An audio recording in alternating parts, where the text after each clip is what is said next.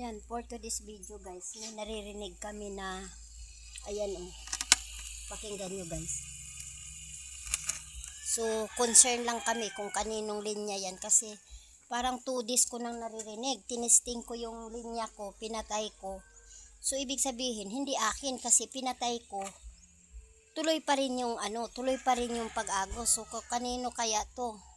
Paalam mo nga Mian kung kanino yan. Dito lang yan sa cluster 4.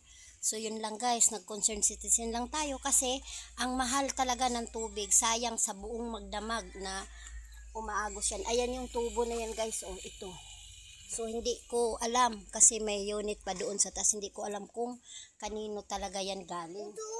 So, oo nga, naririnig namin. Siyempre hindi namin alam kung kanino kasi sa daming linya. Hindi namin alam kung kaninong unit yan. So sayang naman. So dapat malaman ng may-ari para maagapan kung kaninong linya yan. Ayan siya. Kasi ito akin yung gripo na to guys.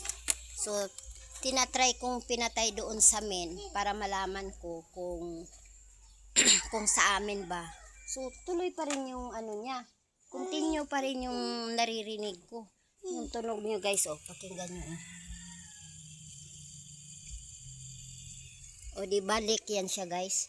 So, siyempre nag-alala ako kasi kung sa akin yan nangyayari, di ba? Sa buong magdamag, sa buong mag-araw na tumataga siya na hindi siya napakinabangan kasi sayang naman. Kaya nga sabi ko doon sa kanibor ko din si Mia na ipaalam mo kung kanino para ma-detect natin kung kanino talaga yan. Kaya dinadaan ko na lang guys sa pagbablog para malaman ng iba na nag-concern ako sa kanila, 'di ba? Mahirap pag sa akin nangyayari 'yan, siyempre sa mahal ng tubig ngayon. So dapat malaman ng mga may-ari para maayos, para magawa nila ng paraan kung paano, kung patayin ba yung kanilang main metro para ma-detect nila kung sa kanila nga. So yun lang guys. Ito ay magandang umaga. Have a nice day and thank you everyone and God bless. Bye.